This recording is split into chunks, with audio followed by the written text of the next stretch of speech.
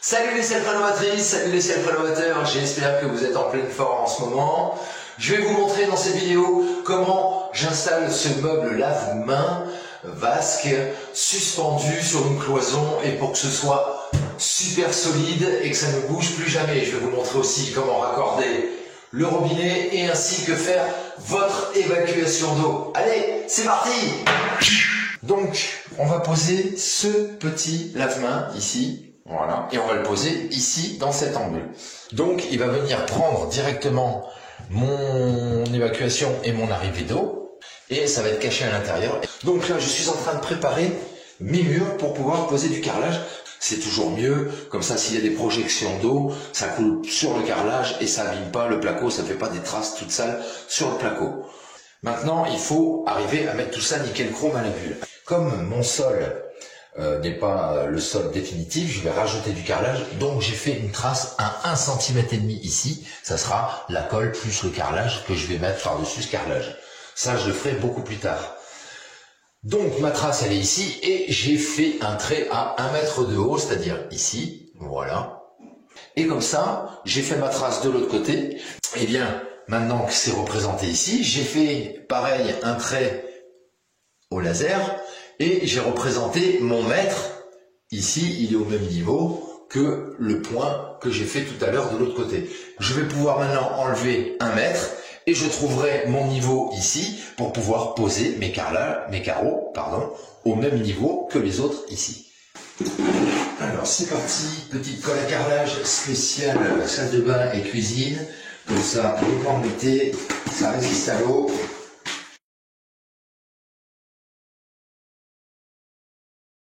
Pareil, même principe que pour le sol, on laisse de l'espace entre la cloison et le carreau, on ne le colle pas complètement à la cloison. Comme ça, ça permet, avec la chaleur, le froid, de se dilater, de se rétracter, et sans que ça casse les joints ou que ça décolle des carreaux, parce que ça bouge pas mal. Hein. En croisillon, je mets du 1,5. Faut pas plus, après ça fait bizarre, enfin moi je préfère, ça fait plus propre, plus fin. Vite. Donc le petit carrelage est collé, ça y est, c'est sec. Donc j'ai fait mes mesures, et puis avec ma meuleuse d'angle, avec un disque diamant, j'ai fait mes 4 côtés, et après j'ai fait une croix au milieu, et après avec un petit marteau, tac tac tac, tu casses, et voilà. Je vais laisser en bas, je vais laisser mes bouts de fourrure que j'ai posés, je vais t'expliquer un petit peu après pourquoi. Alors, pour faire ça, rien de compliqué, ce que j'ai fait, parce que c'est de la petite mosaïque, là, c'est des carreaux comme ça, 2 par 2, tu vois. Alors, en fait, c'est des plaques qu'on a récupérées. Eh bien, je les ai collées sur un petit bout de contreplaqué, plutôt bataillé, à mettre de la colle à carrelage, dépasser, ça va en foutre partout. Et surtout, c'est que ce carrelage-là est beaucoup plus épais que mes petits carreaux. Donc c'est pour ça que j'ai fait comme ça, avec ma petite plaque de contreplaqué, plus la colle, plus le carrelage, eh bien j'arrive à la même épaisseur que mon carrelage, et comme ça, je suis raccord, c'est bien droit. Je vais coller ça à la colle PU.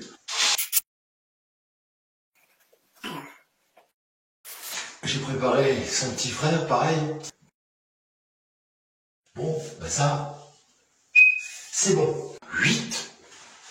Une fois que tu as posé ton carrelage et que tu as fait ton joint de carrelage, rien de compliqué, hein, de la pâte en poudre, de l'eau, hop, tu badigeonnes, tu laisses sécher 20 minutes, tu nettoies, tu rinces bien. Là ici maintenant, il faut que j'installe mon petit meuble. Donc il va aller vers ici, ce que je vais faire, acétone.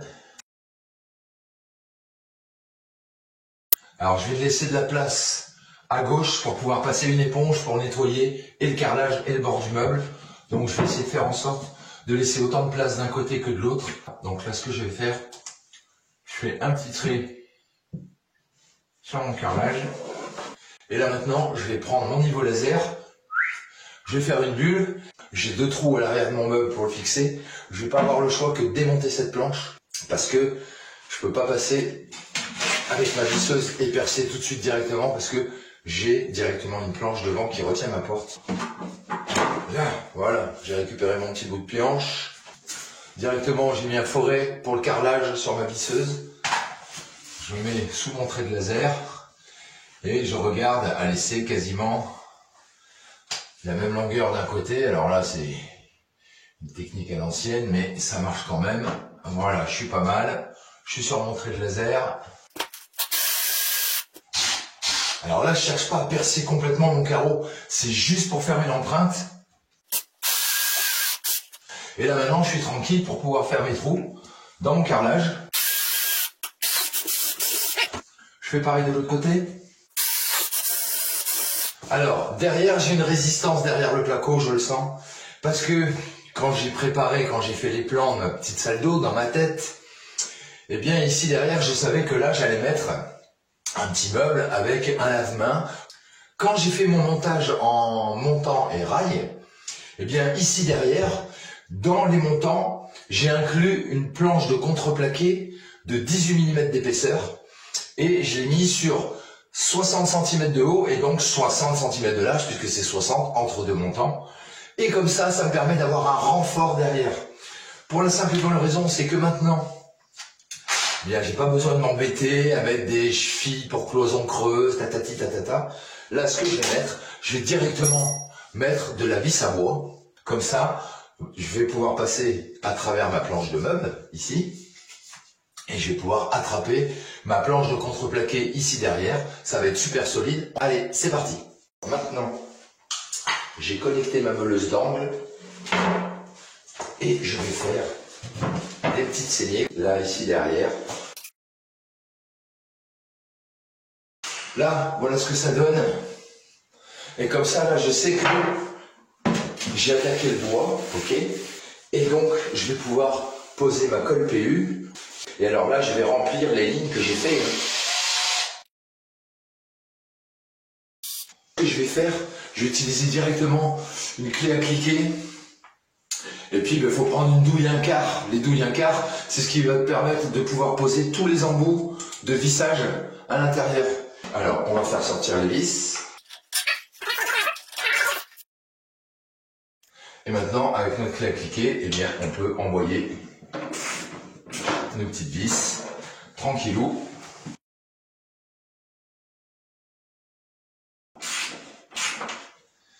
Impeccable. Maintenant que le meuble est posé, je vais m'occuper de poser des petites baguettes de finition, des quarts de rond. Comme ça, c'est en PVC, c'est plus durable, pas d'entretien dans une pièce d'eau, c'est génial à nettoyer. Et surtout, c'est que c'est de la récup derrière mon magasin préféré. Les bennes, elles regorgent de produits. Et tu vois, pour faire des petits trucs comme ça, c'est génial. Donc, ben, je vais en mettre tout le tour de mon carrelage.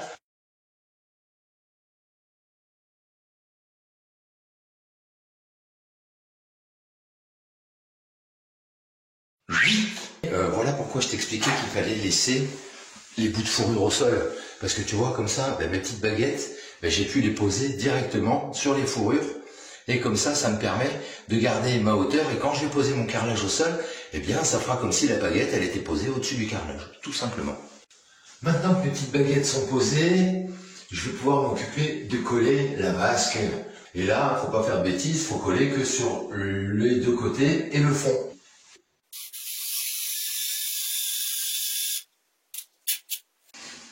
Et là, tout simplement, ben, je viens poser ma vasque contre le mur. Le vasque, lui, il est toujours un peu plus large que le meuble. C'est fait exprès, justement, pour les écoulements d'eau, pour éviter que ça coule dans le meuble. Voilà, on est pas mal. Là, maintenant, on va presser un peu. Bon, voilà, la vasque est collée avec le contreplaqué derrière, le carrelage, le placo, les vis, la colle PU. C'est super solide. Forcément que si tu mets un âne en train de jouer au bilboquet avec une morue assis dessus, c'est sûr que ça va s'arracher à un moment donné ou à un autre. Mais c'est pas fait pour. Alors maintenant, on va s'occuper directement de poser le robinet et on va connecter un siphon, les petites marionnettes, directement sur mon évacuation d'eau. Allez, c'est parti. Notre petit robinet sur internet, avec l'envoi, t'en as pour une quinzaine d'euros. Je vais te montrer le modèle. Voilà. Propre, carré, un peu moderne, et il y a tout le matériel qui va bien pour l'installer. Donc, rien de compliqué, mettre quand même 2 flexibles, eau froide, eau chaude. Nous, on s'en tamponne, on va mettre que l'eau froide. Il y a le système de verrouillage pour mettre sur le robinet. Premier truc, on va connecter. Alors tu vois, il y a 2 trous. À droite, là c'est l'eau froide. Donc il y a déjà un joint dessus. Donc on vient le visser sur le robinet.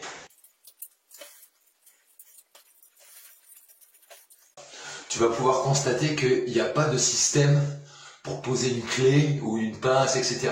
Ça veut dire qu'il ne faut pas serrer à la clé ou à la pince, juste un quart de tour à la main, impeccable. On va venir s'occuper du système qui va permettre de serrer le robinet sur la vasque. On a un tout petit joint torique rond comme ça qui va venir se mettre dans la lèvre ici à l'intérieur. Hop, on le passe autour comme ça. Et ça va faire l'étanchéité au-dessus de la vasque. On le pose à l'intérieur, voilà, tac, tac, tac. Hop, comme ceci, voilà, il est posé dedans. Et ensuite, on a ce système-là, donc pareil, un joint. Et puis, ça va venir se prendre directement à l'intérieur. Il y a un filetage.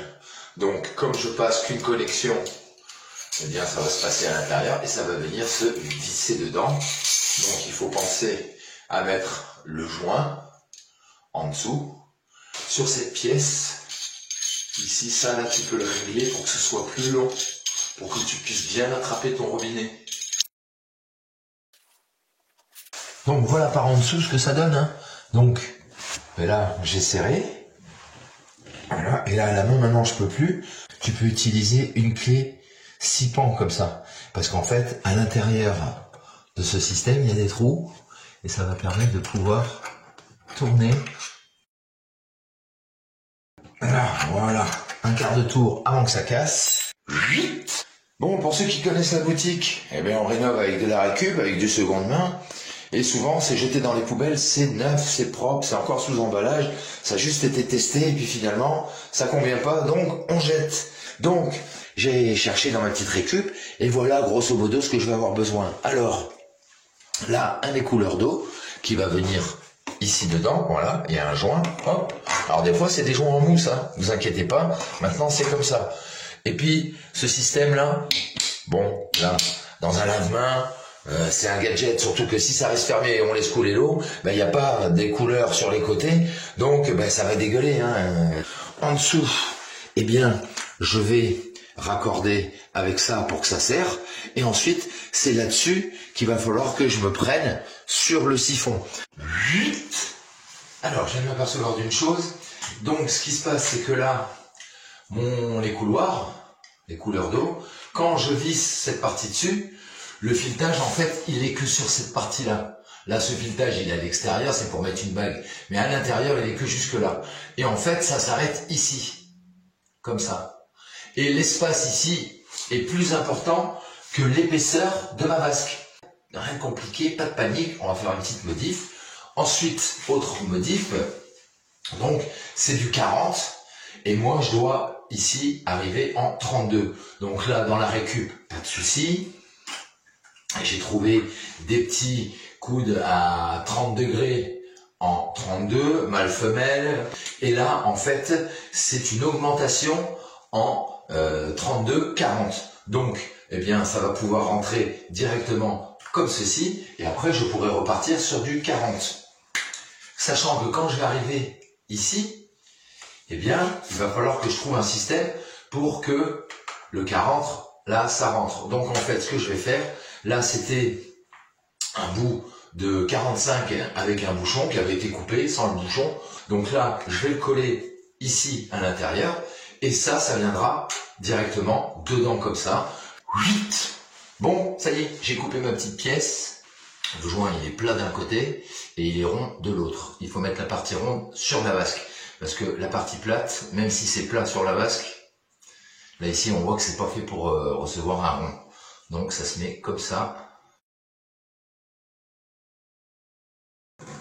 Et là, alors, j'ai coupé un bout de tube PVC assez grand, comme ceci.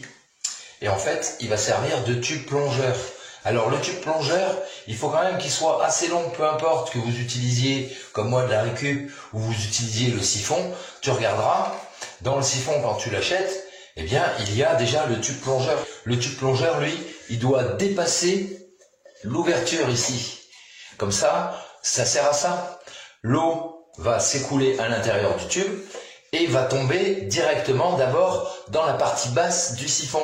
Et c'est comme ça que les impuretés, les cheveux, les cochonneries restent à l'intérieur du siphon. Si on a le malheur de laisser dépasser un peu trop le tube plongeur, une fois que le siphon lui il est plein d'eau, tout ce qui va être suffisamment rapide et ou léger va directement s'évacuer et partir soit au tout à l'égout, soit dans la fosse. Alors là, la petite technique. Donc en fait, ce que je vais faire, eh bien, je vais mettre d'abord la bague, parce que comme ça fait plus joli, même si ça va pas servir à serrer, mais un petit peu quand même.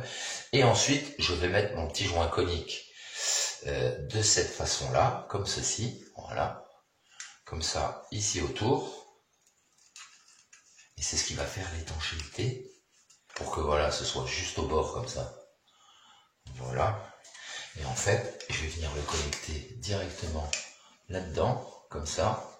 Et en poussant, l'étanchéité va se faire. Là, voilà. Je peux même encore. Là. Et ensuite, là, je peux visser ma petite bague, ça fait toujours plus joli. Et ça va faire le même système. Et ça fait la rue Michel. Voilà, impeccable. Là. Ça, comme un kéo. Là, ça c'est pour ça. Hop, ça, là, comme ça. Et là, ça, on va le mettre là-dessus. Voilà, et on a un petit système d'écoulement tout beau, tout propre. Bon, allez, collage. Alors, pour le collage, j'ai une petite colle magique, pareil, de récup chez mon petit plombier. Je ne donne pas souvent les marques, là, voilà, je te montre vite fait. Voilà, c'est un truc pro, parce que forcément, mon plombier, c'est un petit pro, hein.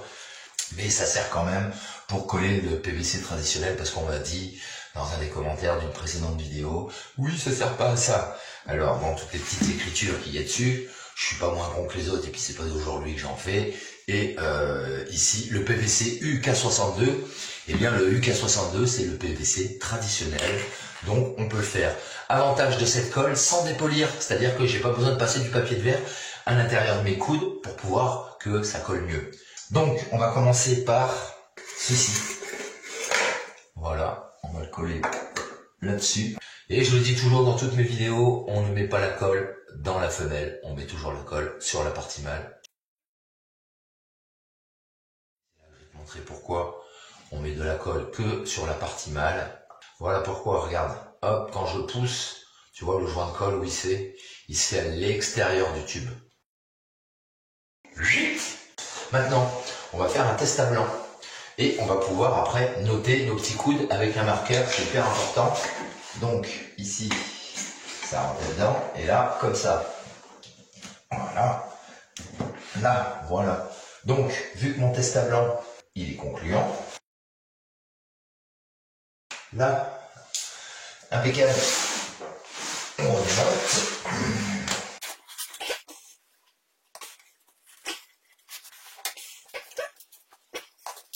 Et là, il faut faire correspondre le petit trait sur le tube.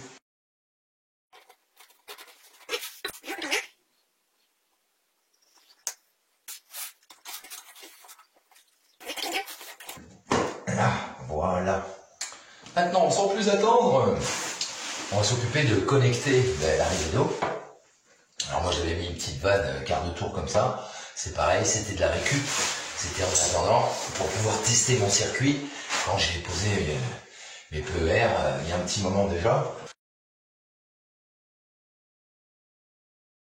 Et cette petite vanne quart de tour à olive, eh bien elle va retourner dans mes archives. Là, c'est fait pour aller là-dessus. Et ici au bout, il y a un joint. Voilà. Alors là, ici, c'est un écrou libre.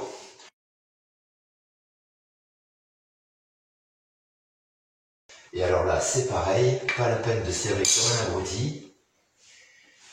Juste un petit peu, juste ce qu'il faut. Voilà.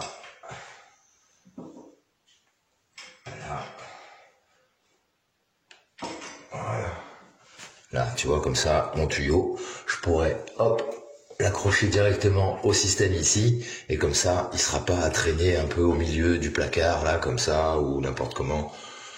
Bon, allez, maintenant, eh ben, on va ouvrir la flotte, et puis ben, on va tester l'évacuation. Donc, là, ici, je suis content, parce que déjà, j'ai pas d'eau. Voilà. Alors, petit test.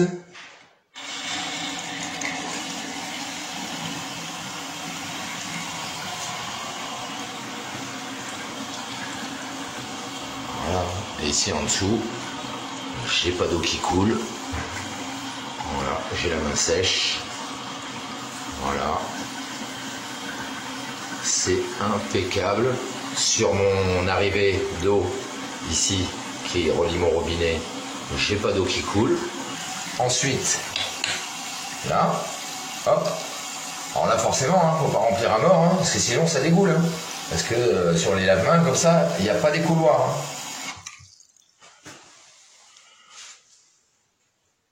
Bon, ben voilà. Impeccable.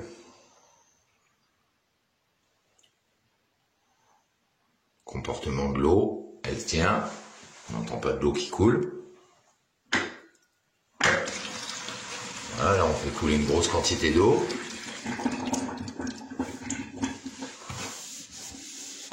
J'ai pas de flotte sur mon étagère, j'ai la main sèche. Et ben c'est un boulot qui est concluant, ça. 8. Alors, les finitions. Ici, tu vois, il y a des trous. C'est pour mettre une petite poignée, comme ceci, qui va sur la porte, qui est toute belle. Bon, voilà. Voilà, c'est pas une vis pointue. C'est une vis plate au bout. Donc, je peux pas passer à travers. Donc, il faut percer. Pour éviter d'abîmer le plaquage de l'autre côté, qui est tout beau, tout propre, tout magnifique, ce qu'on fait, on prend une petite cale de bois, on se met à la hauteur de ce qu'on a à percer. Voilà. Et on appuie bien. Ok? Et ensuite, on vient percer. Alors, prends un forêt de la taille du trou ou un peu plus petit. On vient percer et on appuie bien derrière. Voilà. Et là, ici, tu peux regarder. Mon trou, il est fait. Et il n'y a pas d'éclat. Et tu mesures l'anthrax entre les deux, là, puisqu'on a déjà un trou ici. Donc, on va chercher l'anthrax. Comme ça, on va pouvoir faire un autre trou ici. On va juste mesurer la largeur là. Et comme ça, on pourra la reporter ici avec notre anthrax. Et on refait un trou en haut propre. 19,5. Alors, c'est comme les serrures sur les portes. Ici, on a 5. Même tarif, même punition que tout à l'heure. Parce que si on se trompe pas, il faut bien faire ça au bon endroit. Et maintenant, il n'y a plus qu'à visser notre petite poignée. Un peu une, un peu l'autre. Un peu une, un peu l'autre. Voilà. Et voilà. Notre petite poignée de porte impeccable. Bon ben voilà les petits chéris, vous n'avez plus aucun secret pour pouvoir installer un meuble vasque suspendu sur une cloison avec le robinet, l'évacuation d'eau et tout ça pour le moins cher possible.